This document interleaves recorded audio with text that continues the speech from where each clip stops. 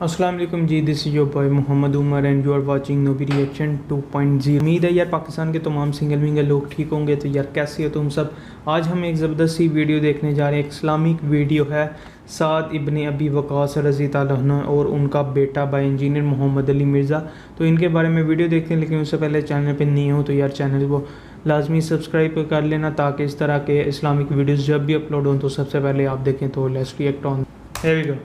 3748 number حدیث ہے صحیح بخاری میں کہ جب حسین ابن علی کا سر کاٹ کر عبید اللہ ابن زیاد گورنر یزید جو کوفہ میں اس کا گورنر تھا اس کے سامنے لا کے تشت پہ پیش کیا گیا، بولے اعوذ باللہ تعالی، اللہ کی لعنت ہو ان پر، فرشتوں کی لعنت، تمام لعنت کرنے والوں کی لعنت جنہوں نے حسین ابن علی کو اس طریقے سے شہید کیا، آمین۔ تو وہ چھڑی مار کے ان کے حسن کے بارے میں کوئی کلام کرنے لگا۔ یہ بخاری میں بھی ہے اور ترمذی میں بھی ہے۔ انس ابن مالک وہاں کھڑے ہوئے تھے، وہ تڑپ اٹھے، انہوں نے کہا کہ نبی علیہ السلام کے سب سے زیادہ ہم شکل حسین ابن علی تھے، اور بخاری کے الفاظ ہیں 3748، اس وقت حسین علیہ السلام کی داڑھی اور سر میں وسمے سے رنگا گیا تھا، یعنی کالا خضاب لگا ہوا تھا۔ کالا خضاب لگا سکتے ہیں، اس میں میرا کلپ بھی ریکارڈڈ ہے، لیکن 70 80 90 سال کا بابا نہ لگائے، چھوٹی عمر تک 50 55 تک، اللہ سے ایک ٹاپک ہے۔ بہرحال اس میں بھی موجود ہے کہ وہ انس ابن مالک وہاں کھڑے تھے، اس کے سے لوگ سمجھتے ہیں شاید سنان بن انس ان کا بیٹا ہوگا، اور انس ابن مالک نے ساتھ ہو کے کام کرایا، ساتھ ہو کے کرایا ہوتا تو وہ عبید اللہ کو ڈانٹتے تو نا کہ یہ تو کیا کر رہا ہے، چھڑی مار رہا ہے۔ باقی لڑ تو سکتے نہیں تھے۔ انس ابن مالک کی اس وقت عمر 100+ تھی۔ اچھا، یا 100+ تو نہیں ہوگی، آلموسٹ آپ سمجھ لیں 60+ تھی، اچھا، کیونکہ 93 ہجری میں فوت ہوئے ہیں، 110 سال کی عمر میں 70 کے ہوں گے آلموسٹ۔ پھر بھی تو بیچارے دل میں ہی اس کو برائی کو برا سمجھ سکتے تھے، جتنا وہ کر سکتے تھے وہ کر دیا، ادروائز وہ مروا دیتے تھے۔ تو سنان بن انس، انس بن مالک کا بیٹا نہیں رہا۔ عمر ابن سعد جو 22,000 کا لشکر لے کے کربلا میں آیا تھا حسین ابن علی کے مقابلے پہ، وہ سعد ابن ابی وقاص کا بیٹا تھا۔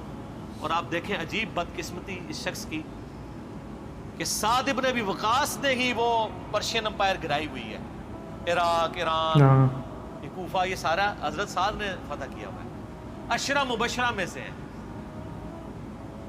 اور مولا علی کا قول ہے بخاری اور مسلم دونوں میں کہ میں نے اپنے کانوں سے صرف ایک شخص کے بارے میں رسول اللہ سے سنا ہے کہ میرے باپ اس پہ قربان، اور وہ سعد ابن ابی وقاص ہے۔ ان کا نام ہے سعد ابن مالک، ابی وقاص ان کے باپ مالک کی کنیت تھی، دونوں نام ایک ہی سے آتی ہے، اچھا، سعد ابن ابی وقاص۔ مولا علی جن کے بارے میں کہہ رہے ہیں کہ ان پہ نبی علیہ السلام نے اپنے ماں باپ جمع کیے ہوئے، اور نبی علیہ السلام کے رشتے میں معمول لگتے تھے۔ 10 جنتی خوش نصیب صحابہ میں سے، اور بدری اصحاب میں سب سے آخر میں یہ فوت ہوئے ہیں حضرت معاویہ رضی اللہ تعالیٰ کے دور میں 56 ہجری۔ ان کے بعد کوئی بدری صحابی دنیا میں نہیں رہا تھا۔ بدری صحابی ایک بہت بڑا ٹائٹل تھا، یہ سب سے آخر میں فوت ہوئے۔ پوری زندگی حضرت معاویہ سے ان کا اختلاف رہا تھا اس مسئلے میں جو حضرت علی کے ساتھ کے معاملات تھے، سب و شتم والے کی۔ یہ بندہ ہمیشہ ڈٹا رہتا تھا۔ میرے پچھلے دنوں کلپ بھی آیا نا اس حوالے سے، کیا صحابہ کو گالی دینے والا کافر ہو جاتا ہے، اس میں نے ان کے حوالے سے حدیثیں صحیح مسلم سے بیان کی ہیں۔ ان کا بیٹا تھا عمر ابن سعد، جس کو رے کی حکمرانی کی لالچ دی تھی۔ رے پورا ایریا تھا، ایران، عراق، افغانستان، یہ پورے ایریا کو رے کہا جاتا تھا اس زمانے میں۔ اتنی بڑی حکمرانی کی، گورنری کی لالچ دی یزید نے عبید اللہ ابن زیاد کے ذریعے۔ باپ دیکھ لو سعد ابن ابی وقاص، جو مولا علی سے محبت کرنے والا، سن نسائی الکبریٰ میں موجود ہے۔ 2 تابعین ملنے آتے ہیں سعد ابن ابی وقاص کو اور کہتے ہیں، سعد ابن وقاص ان کو پہلی بات یہ کرتے ہیں کہ میں نے سنا ہے کہ تم حضرت علی کو گالیاں دیتے ہو۔ ان کا معاذ اللہ، ہم کیوں دیں گے؟ تو انہوں نے فرمایا یہ بنو امیہ کے لوگ اگر میرے سر پہ آرا بھی رکھتے ہیں اور میرے 2 ٹکڑے کرتے ہیں اور مجھے یہ کہیں کہ میں حضرت علی کے بارے میں کوئی نازیبہ جملہ نکالوں، تو میں سعد کبھی بھی ان کے بارے میں کوئی جملہ نہیں نکالوں گا جو کچھ میں نے رسول اللہ سے علی بن ابی طالب کی شان میں سن رکھا ہے۔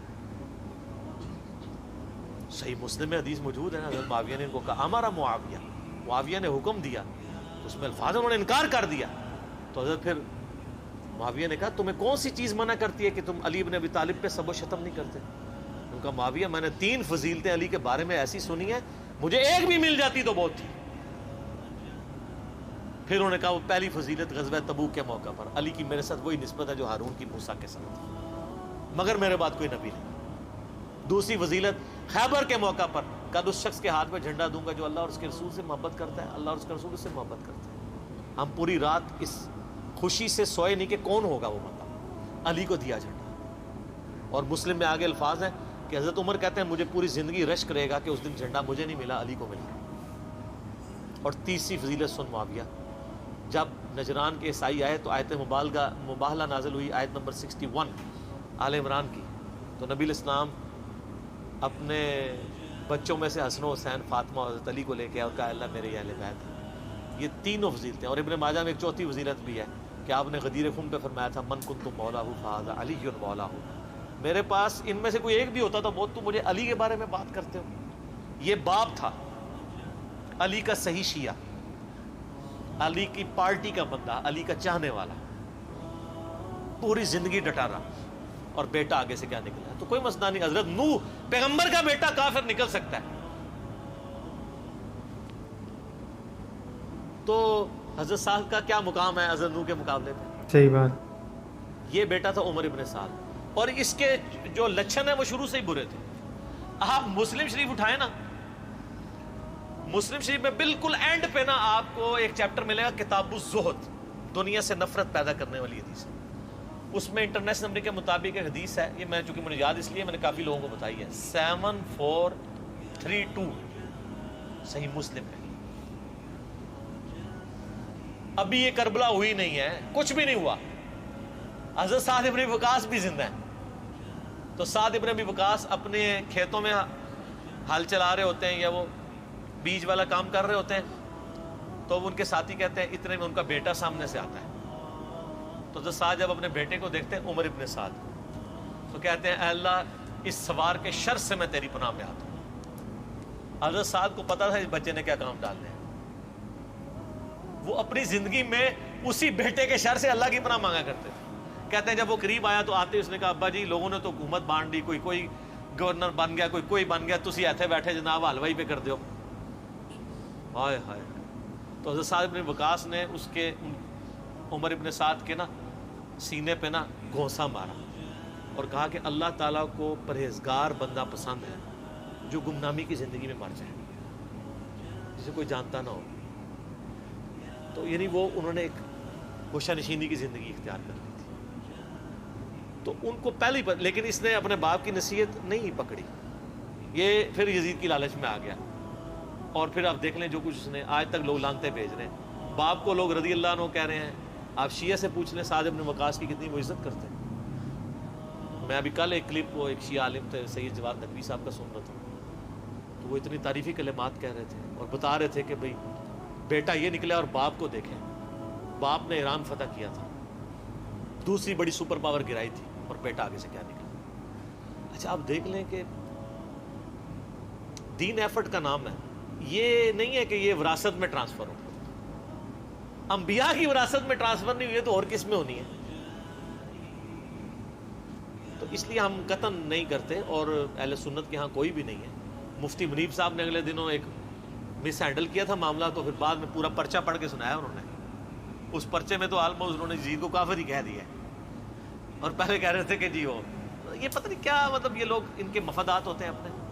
بہرحال جب ان کے سر پہ پڑتی ہے پھر یہ صحیح بات کہتے ہیں، جب سر پہ نہیں پڑتی تو پھر اور باتیں کرتے ہیں فیم حاصل کرنے کے لیے، الٹا بدنامی ہوتی ہے۔ ٹھیک ہو گیا؟